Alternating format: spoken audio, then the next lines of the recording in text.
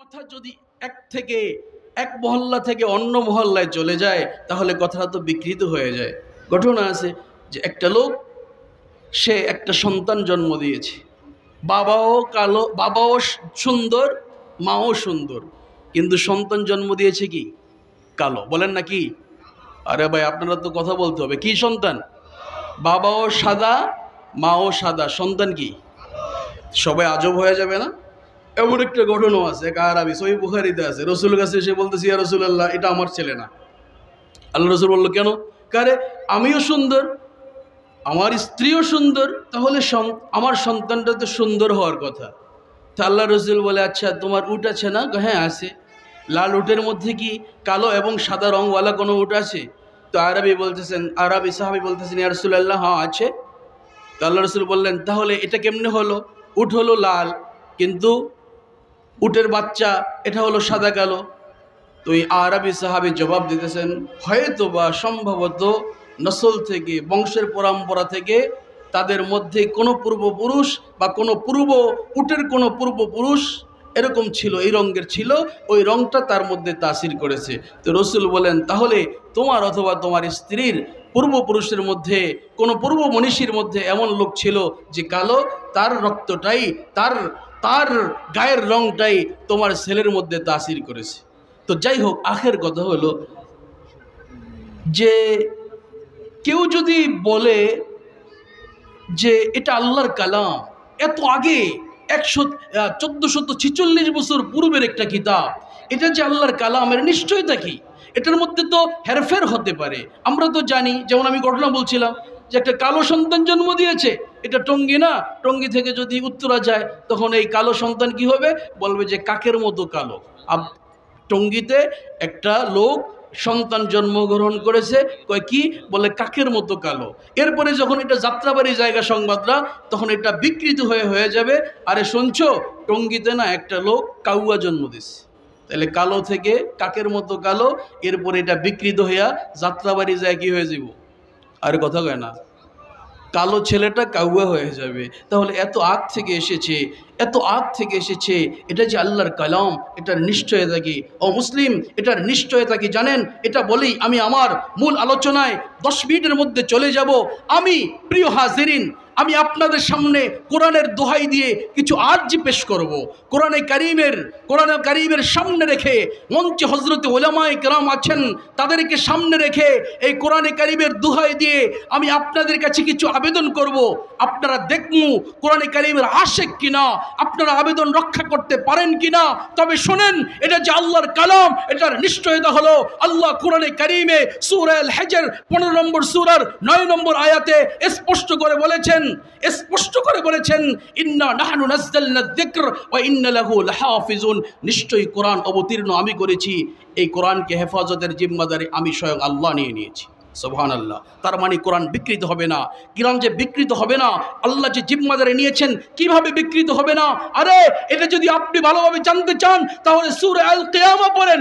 সূরা আল কিয়ামা 75 নম্বর সূরা পড়েন। 75 নম্বর সূরার মধ্যে 16 থেকে 19 নম্বর আয়াতে আপনি এর ডিটেইলস জবাব পেয়ে যাবেন। আল্লাহর রাসূল সাল্লাল্লাহু আলাইহি ওয়াসাল্লাম, সহিহ বুখারী হাদিস নম্বর 5, ইবনে আব্বাস বলেন, যখন জিবরিল আসতেন তো কোরআন আয়ত্ত করার জন্য, কোরআন রাসূল মুখস্থ করার জন্য, হৃদয়ে ধারণ করার জন্য জিবরিলের সাথে ঠোঁট নাড়াইতেন। কি করতেন? আরে ভাই বলেন না, কি করতেন? ঠোঁট নাড়াতেন, এইভাবে ঠোঁট নাড়াতেন। তো হযরতে ইবনে আব্বাস বলেন, আল্লাহ তাআলা সাথে সাথে জিবরিলকে পাঠিয়ে দিলেন, লা তুহাররিক বিহি লিসানাকা লিতা'জালা বি। হে রাসূল, আপনি আপনার ঠোঁট নাড়েন না। কোরআনকে তাড়াহুড়া মুখস্থ করার জন্য, হৃদয়ে অঙ্গম করার জন্য এত ঠোঁট নাড়ানোর দরকার নাই। ইন্না আলাইনা জামাআহু ওয়া কুরআনা, কোরআনকে নাযিল করেছি আমি, এর হেফাজতের জিম্মাদারি স্বয়ং আমি আমার হাতে নিয়ে নিয়েছি। ইন্না আলাইনা জামা ওয়া কুরআনা, কোরআনকে জমা করব আমি, কোরআনকে হেফাজত করব আমি। আপনার কাজ হলো ইযা ক্বরানাহু ফাত্তাবি কুরআনা, আপনার কাছে যখন জিবরিল পড়ে তখন আপনি অনুসরণ করুন, ভালোভাবে শুনুন, আপনার হৃদয়ে ধারণ করার যেই পাওয়ার আর যেই শক্তি, এটা আমি আল্লাহ দিয়ে দিব। কোরআনে হাকিমকে মুখস্থ করার শক্তি আমি আল্লাহ আপনাকে দিয়ে দিব, এর হেফাজতের জিম্মাদারি আমি আপনাকে দিব। কিভাবে দিবেন? বলে যে রিজাল পয়দা করে দিবেন। কিভাবে? দেখেন, এই সহিহ বুখারী ৫ নম্বর হাদিসে ইবনে আব্বাস বলেন, আল্লাহ রসুল সাল্লাল্লাহু আলাইহি ওয়াসাল্লাম এভাবে ঠোঁট নাড়াইতেন। এই ঠোঁট নাড়ানোর কাইফিয়তরা এটা আমি আমার পর্যন্ত কেমনে পড়ছে, আমাকে যখন এই হাদিস আমার শেখ, আমার উস্তাজে মুহতারাম আল্লামা আহমদ শফি পড়াইতেছিলেন, তো ঠোঁট নাড়িয়ে দেখিয়ে দিয়েছেন যে এভাবে রসুল ঠোঁট নাড়াইতেন। আহমদ শফি ঠোঁট নাড়ার কাছ থেকে শিখলেন যে ওনার উস্তাদ সৈয়দ হুসেন আহমদ মাদানী থেকে উনি শিখেছেন। উনি দেখেছেন সৈয়দ হুসেন আহমদ মাদানী মাহমুদ হাসান দেওবন্দিকে দেখেছেন ঠোঁট নাড়াতে, এইভাবে রসুল ঠোঁট নাড়িয়েছেন।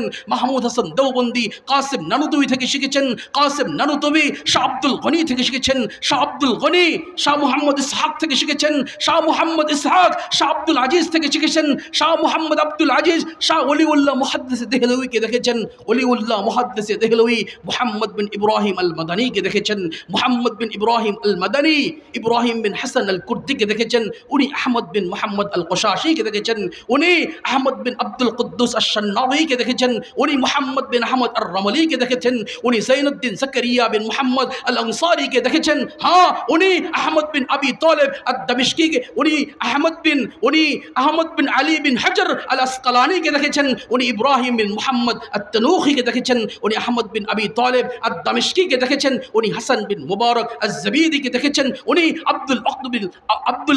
আব্দুল আউয়াল বিন ঈসা আল হারাওয়িকে দেখেছেন, আব্দুল আউয়াল বিন ঈসা আল হারাওয়িকে দেখেছেন, উনি আব্দুর রহমান মুজাফফর আদ-দাউদিকে দেখেছেন, উনি আব্দুল্লাহ বিন আহমদ আস-সারখসিকে দেখেছেন, উনি মুহাম্মদ বিন ইউসুফ আল ফিরাবরিকে দেখেছেন, উনি আমিরুল মুমিনিন ফিল হাদিস আবু আব্দুল্লাহ মুহাম্মদ বিন ইসমাইল আল বুখারীকে দেখেছেন।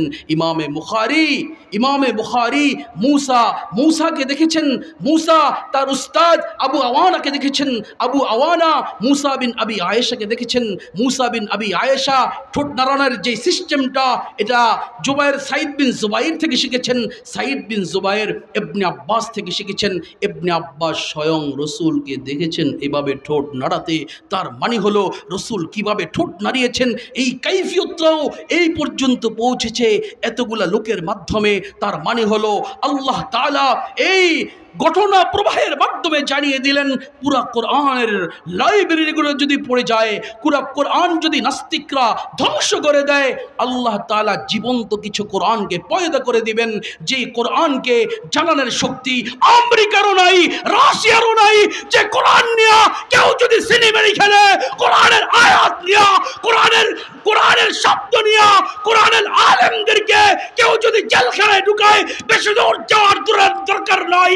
গত 6 মাস আগে আল্লাহ আমাদেরকে দেখিয়েছেন লেডি ফেরাউনকে, লেডি নমরুদকে 45 মিনিটের মাথায় বাংলা ছেড়ে দিল্লি গমন করায়া দিল্লিতে পলায়নরত বাধ্য করে আল্লাহ দেখিয়ে দিয়েছেন কোরআনের দুশমন, কোরআনের শত্রুদের হালত এমনই হয়ে থাকে। ঠিক না বেটি? লিল্লাহি তাকবীর। প্রিয় হাজিরিন, শুধু এটা না, আরে ইসলামের এই মহৎ বাণীগুলো, ধ্রুব সত্য বাণীগুলো তো এমন, রসুল একটা ওসিয়ত করেছেন। আবু দাউদ শরীফ হাদিস নম্বর 1522। শুধু রসুল একটা ওসিয়ত করেছিলেন, কাকে? তার প্রিয় সাহাবী মুআজ ইবনে জাবালকে। হাদিসে এসেছে, মুআজ ইবনে জাবাল বলেন, আল্লাহর রসুল আমার ডান হাত ধরলেন এবং বললেন, ইয়া মুআজ আল্লাহ ইন্নী লাউহিব্বুক, হে মুআজ আমি না তোমাকে আল্লাহর জন্য অনেক বেশি ভালোবাসি। এরপরে আবারও বললেন, আল্লাহ ইন্নী লাউহিব্বুকা, হে মুআজ আমি না তোমাকে আল্লাহর জন্য অনেক ভালোবাসি। রসুল বলেছেন, উসিকা ইয়া মুআজ, হে মুআজ আমি তোমাকে ওসিয়ত করতেছি। কি ওসিয়ত? লা তাদআন্না ফি দুবুরি কুল্লি সালাতিন আন তাকুল, হে মুআজ 5 ওয়াক্ত নামাজের পরে তুমি এই দোয়াটা কখনোই পরিহার করবে না। দোয়াটা হলো আল্লাহুম্মা আইন্নি আলা যিকরিক ওয়া শুকরিক ওয়া হুসনি ইবাদাতিক। আল্লাহু আকবার বলেন, আওয়াজ করে আল্লাহু আকবার। রাসূল কসম করলেন 3 বার, 2 বার, দুবারই বলেছেন, হে মুআজ আমি না তোমাকে আল্লাহর জন্য অনেক ভালোবাসি, আল্লাহর কসম।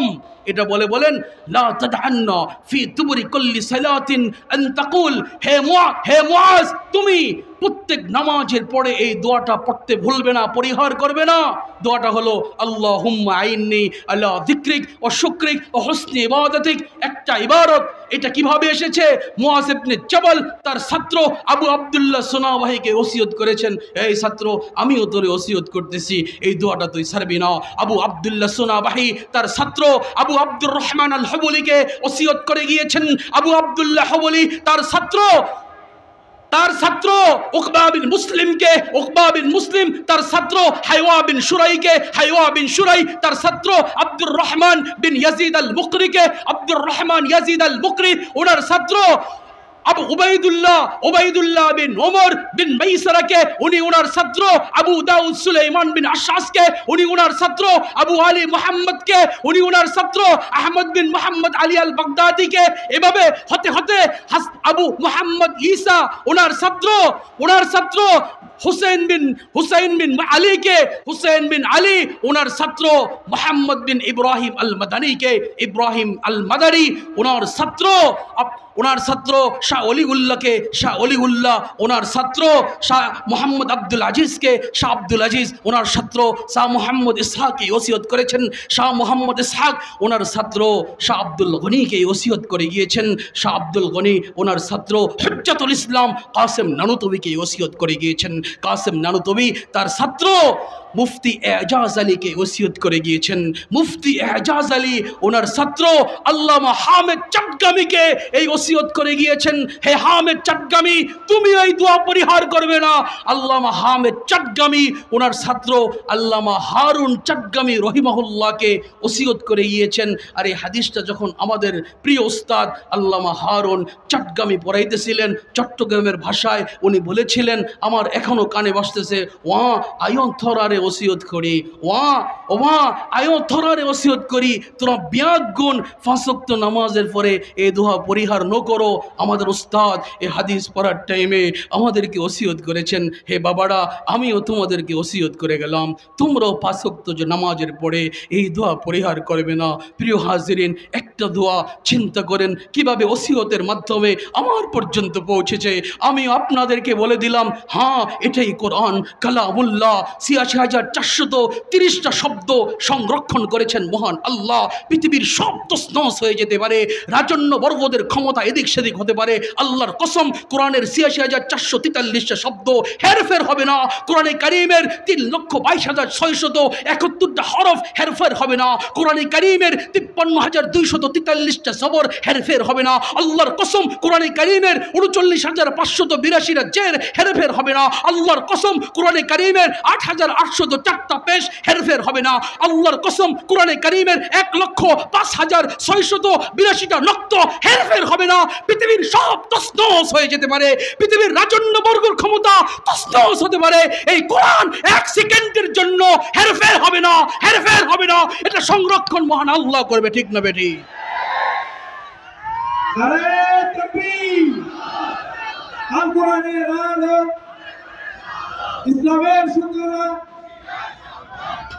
প্রিয় হাজিরিন, এই কোরআনে কারীম যদি আপনি মুহাব্বত করেন, একটা ফাঁকে একটা কথা শোনেন, পৃথিবীর মধ্যে যত ইবাদত আছে প্রত্যেকটা ইবাদতের সওয়াব হলো একমুখী। আজকে অবশ্যই আপনার ঈশার নামাজ পড়েছেন, যে ঈশার নামাজ পড়তে দেখেছে তার সওয়াব হয় নাই। আপনারা আজকে অবশ্যই ইনশাআল্লাহ দান সদকা করবেন, এটা আমার বিশ্বাস।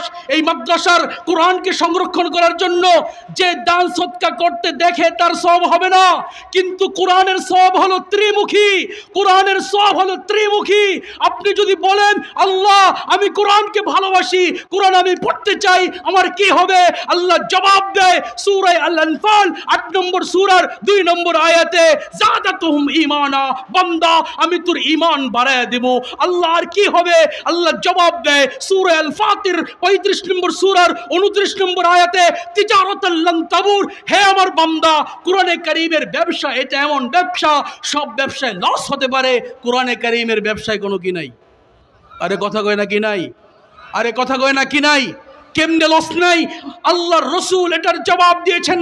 জামে তিরমিজি হাদিস নম্বর 2910 বা বিসনদিন মুত্তাসিলিন ও বিসনদিন সাহিহিন আল্লামা আবু ঈসা মুহাম্মদ বিন ঈসা আত-তিরমিজি রাহিমাহুল্লাহ ধারাবাহিক সনদে ইবনে আব্বাস থেকে বলতেছেন, ইবনে আব্বাস বলেন রাসূল বলেছেন, মান করা হারফান মিন কিতাবিল্লাহ ফালাহু হাসানা।